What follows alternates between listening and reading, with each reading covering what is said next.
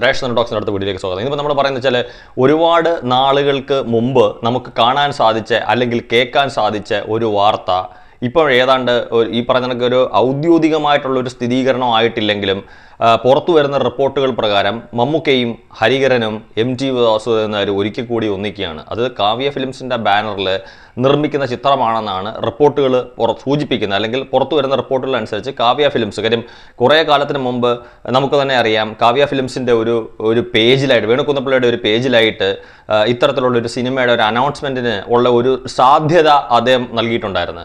ഇപ്പം എനിക്ക് തോന്നുന്നു ഈ പുറത്തു വരുന്ന വാർത്തകൾ ശരിയായിട്ടുള്ളതാണെങ്കിൽ ഇത്തരത്തിലുള്ള ഒരു സിനിമ സംഭവിക്കാൻ പോകുന്നു.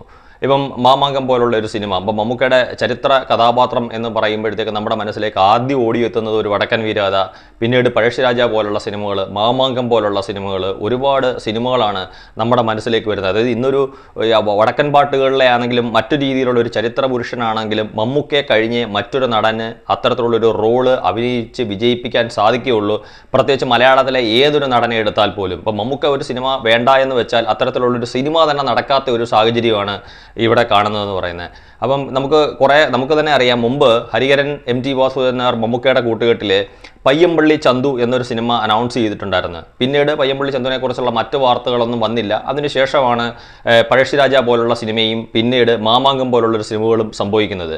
പക്ഷേ ഈ അടുത്ത കാലത്ത് മമ്മൂക്ക തന്നെ തുറന്നു പറഞ്ഞിട്ടുണ്ടായിരുന്നു, പയ്യമ്പള്ളി ചന്തു എന്ന് പറയുന്നത് നടക്കാത്ത ആ ഒരു മെഗാ പ്രോജക്റ്റ് നടക്കാത്തതെന്ന് പറയുന്നത് അതിൻ്റെ ക്ലൈമാക്സിൽ രാജവംശത്തിനെ വീണ്ടും അവരോധിക്കുന്ന അല്ലെങ്കിൽ ആ സ്ഥാനം ഏൽപ്പിക്കുന്ന രീതിയിലാണ് അതിൻ്റെ ക്ലൈമാക്സ് വരുന്നത്.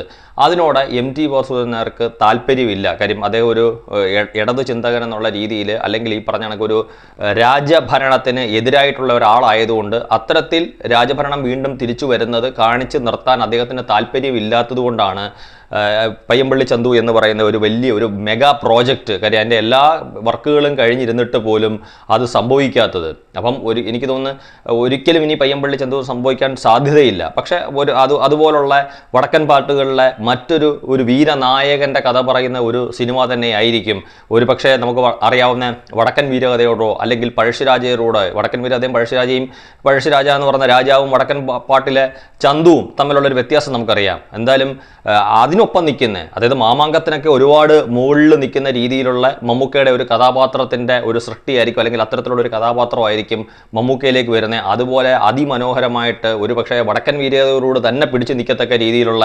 അതിമനോഹരമായിട്ടുള്ളൊരു ചിത്രവുമായിട്ടായിരിക്കും ഈ പ്രാവശ്യം മമ്മൂക്കയും MTയും ഹരിഹരനും വേണുകുന്നപ്പിള്ളി എല്ലാവരും കൂടെ ഒന്നിച്ചൊരു സിനിമ വരുന്നതെന്ന് പറഞ്ഞാൽ. എന്തായാലും അത്തരത്തിലുള്ളൊരു സിനിമ സംഭവിക്കട്ടെ. Thank you.